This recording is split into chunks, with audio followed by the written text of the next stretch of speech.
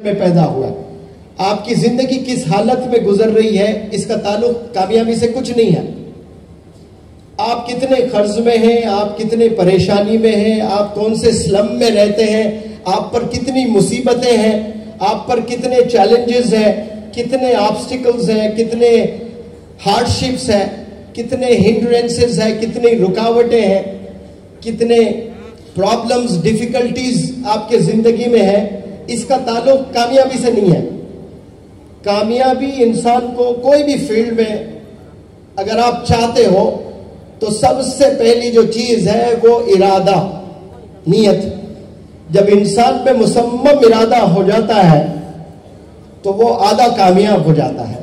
یعنی ایسا مصمم ارادہ جو اس کو دن رات محنت کر رہا ہے اور مزہ آ رہا ہے, کبھی بوریت نہیں ہو رہی ہے اس کو, تو وہ ارادہ سب سے پہلی سیڑھی ہوتی ہے.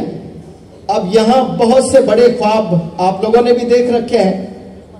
اس دنیا میں کئی سارے پرندے ہیں, جانور ہیں, کتنے سارے جانور ہیں. اس میں ایک مچھلی بھی ہے.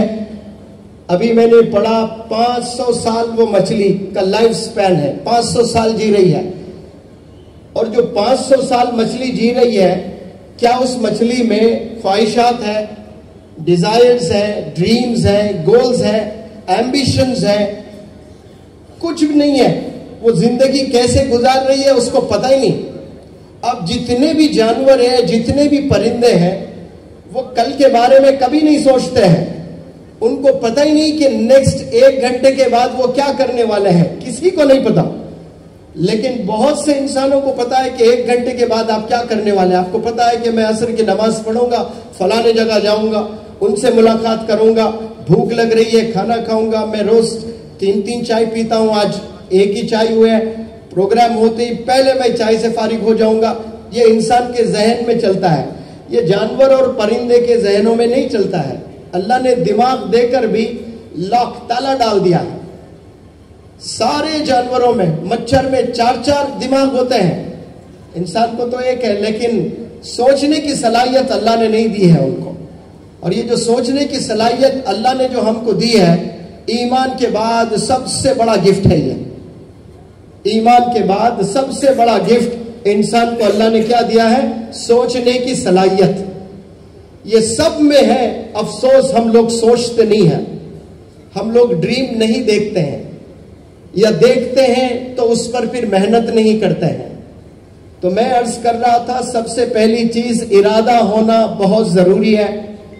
ارادے کے بعد اچھے ادارے کی تلاش کرنا, کیونکہ اچھے ادارے میں آپ کو اچھے اساتذہ ملیں گے. وہ اساتذہ جن کے پاس میں ایکسپیرینس ہے, جن کے پاس میں ایفیشینسی ہے, جن کے پاس میں انتھوزیازم ہے, ایسے جو کوالٹیز ہیں, وہ اساتذہ کے زیر نگرانی آپ جب تعلیم حاصل کرتے ہو تو آپ کے علم میں پختگی آئے گی اور مزہ آتے رہے گا آپ کو. ان کا تجربہ آپ کو بہت مدد کرے گا. تو جس لائن میں بھی آپ جانا چاہتے ہیں, کامیاب ہونا چاہتے ہو, منزل کو چھونا چاہتے ہو, تو یاد رکھیں ارادہ ہونا مصمم, یہ سب سے پہلی سیڑھی ہے. دوسرا, ادارہ تلاش کرنا. آپ نے انگریزی میں ایک کہاوت ہے کہ this world has shrunk into a global village. یہ دنیا ایک ولیج کی طرح سمٹ گئی ہے. اتنا آسان ہوا ہے کمیونیکیٹ کرنا, یا ایک دوسرے کے سے ملاقات کرنا, یا دیش کے اس کونے سے اس کونے تک, یا پھر کنٹریز کے سیر کرنا بے حد آسان ہو گیا, جو 200 سال پہلے آسان نہیں تھا کمیونیکیٹ کرنا. لیکن آج یہاں بیٹھ کر امریکہ میں کیا ہو رہا ہے آپ ٹیلی ویژن پر دیکھ سکتے ہیں, سوشل میڈیا پر دیکھ سکتے ہیں, اور خود آپ 2-3 گھنٹے, 4 گھنٹے, 6 گھنٹے میں وہاں پہنچ بھی جا سکتے ہیں. اتنا آسان ہوا ہے. تو یہ ادارے تلاش کرنا گویا بہت آسان ہو گیا. اسی لیے حدیث علماء سے میں نے سنا کہ دین سیکھنے کے لیے اگر آپ کو چین تک بھی جانا پڑے تو چین جائیں آپ. اس کے حوالے سے میں کہہ رہا ہوں کہ اچھے ادارے تلاش کرنے میں آپ کو دیش بھی اگر چھوڑنا پڑے تو آپ کو چھوڑنا پڑے گا، جانا پڑے گا آپ کو. آپ ہی کے گاؤں میں بیٹھ کر ساری چیزیں نہیں ملنے والی ہیں آپ کو. قربانی دینا بے حد ضروری ہے.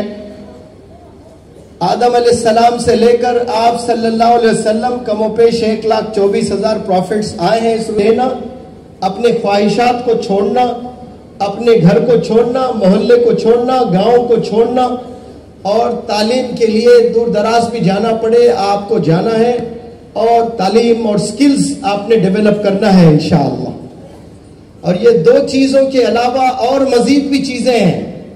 وہ کیا ہے کہ نمازیں پڑھ لیں لیکن آپ کے بول والدین کے ساتھ صحیح نہیں ہے، والدین آپ سے ناراض ہے تو پھر اللہ بھی صاف صاف کہتا ہے کہ میں بھی آپ سے ناراض ہوں. اور 850 کروڑ جس میں کئی پریزیڈنٹس، کئی پرائم منسٹرز، کئی بزنس انٹرپرینرز، یہ سب جڑ جائے آپ کی مدد کے لیے، اور اللہ ناراض ہے، آپ کو لے آ کر پیڈسٹل اونچے تخت پر بھی بٹھا دے، آپ کی کچھ پل کی کامیابی اس دنیا میں رہے گی لیکن اللہ کے نظر میں آپ کچھ نہیں ہو جب اللہ ناراض ہے. تو یہاں میں پورے ہندوستان میں گھوم گھوم کر ورکشاپس کرتا ہوں. 10 میں 7 پیرنٹس کو پریشان پاتا ہوں. 10 میں 7 دہاڑے مارتے ہوئے روتے ہیں پیرنٹس قصے سنا کر.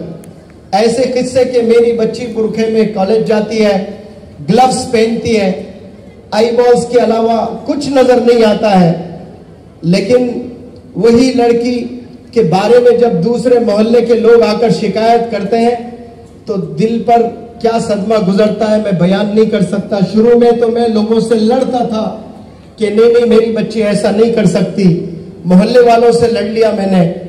لیکن اس کے بعد جب وہ لا کر ویڈیوز دکھائے کہ پارک میں فلانے بچے کے ساتھ میں، ہوٹل میں فلانے بچے کے ساتھ میں، بائک پر فلانے بچے کے ساتھ میں 3-3 5-5 بوائے فرینڈز رکھ رہی ہے آپ کی بچی، اور میری آنکھوں سے میں نے دیکھا، سر دہاڑے مارتے ہوئے رویا میں. اور اسلام اجازت دیتا میں اسی پل خودکشی کر لیتا. کبھی میں نے نہیں سوچا.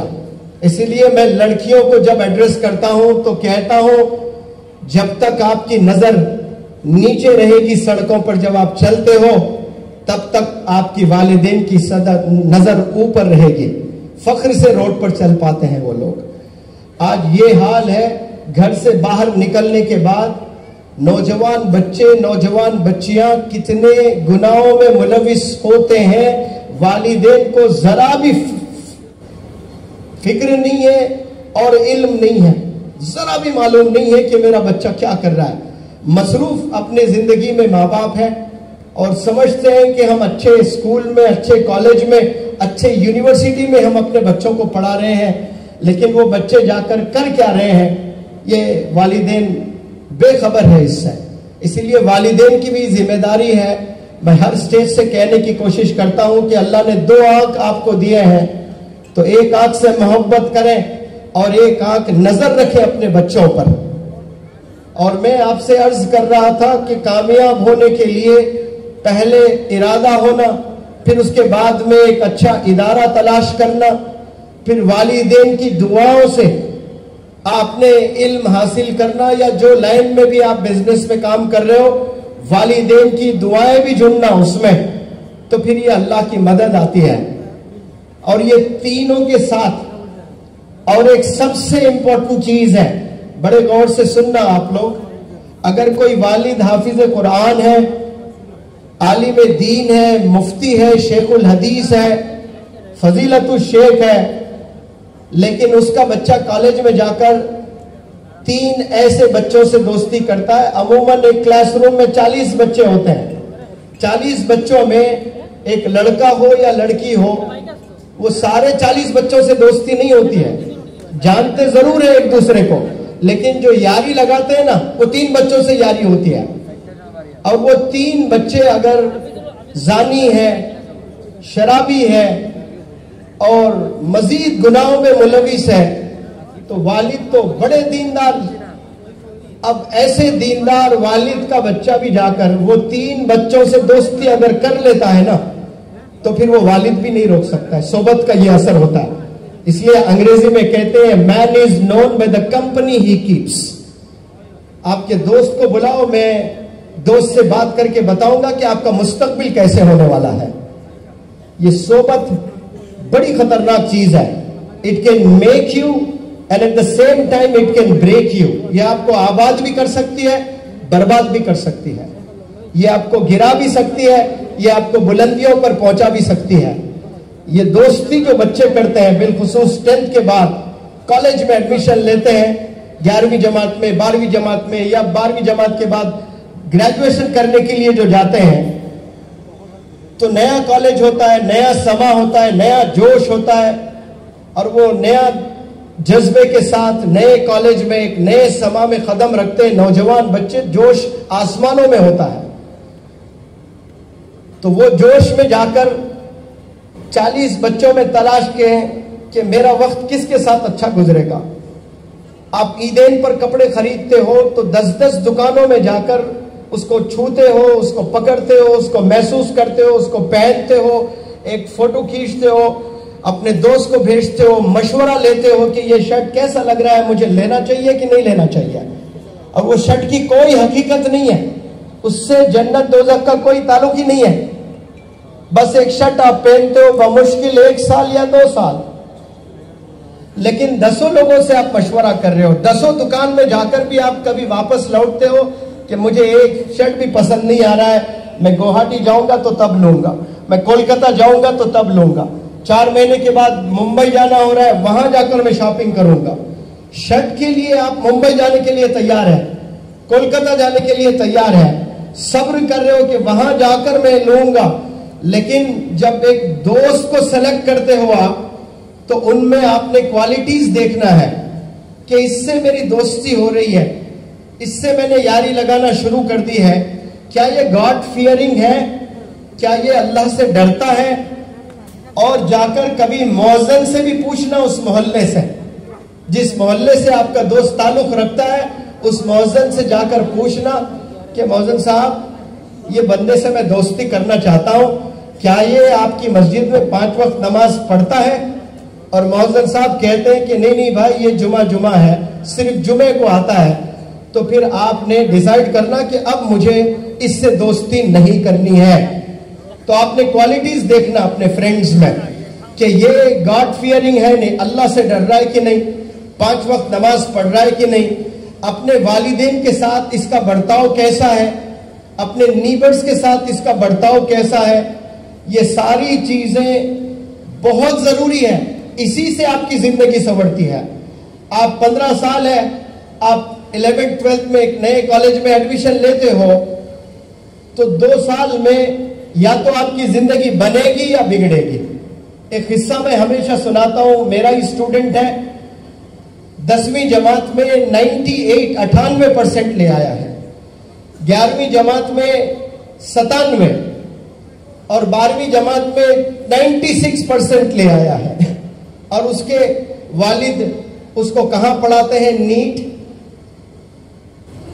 راجستھان کوٹا, جو ہندوستان کا سب سے بڑا ادارہ ہے جہاں نیٹ کی ٹریننگ دی جاتی ہے, وہاں لے آ کر اس کو ٹریننگ دلاتے ہیں. یعنی وہ آلموسٹ طے شدہ ہے, طے شدہ لڑکا کہ ڈاکٹر بننا ہی بننا ہے اس کو. اور اس کے والد نے کہا کہ KG سے لے کر 12ویں جماعت تک یہ میرا لڑکا کبھی 2nd پوزیشن میں نہیں آیا سر, یہ ہمیشہ فرسٹ رہا. لیکن جیسے میں نے ہاسٹل میں بھیجا راجستھان کوٹے میں اور ہندوستان کا سب سے بڑے ادارے میں نے کیا کہا تھا, ایک پہلا ارادہ اور دوسرا ادارہ. اب ادارہ اس نے زبردست چنا, بہترین ادارہ, ایک ایسے ٹیچرز جن کی سیلری میتھمیٹکس پڑھاتے ہیں تو 1 کروڑ سیلری ہے, کسی کی 1.25 کروڑ سیلری ہے. عموماً کالجز میں جو حساب ریاضی جس کو بولتے ہیں میتھمیٹکس جو پڑھاتے ہیں 10,000 15,000 25,000 40,000, بس اتنا ہی ایوریج طور پر. لیکن وہ لوگ 1.25 کروڑ سالانہ لیتے ہیں. بہترین ادارہ, بہترین ٹیچرز. لیکن صرف 2 مہینے میں اس نے جو دوستی کی ہے ایک بچے سے, وہ پہلے سے ڈرگ ایڈکٹ تھا لڑکا, تو یہ لڑکا 40 سگریٹ پینے لگا. صرف 40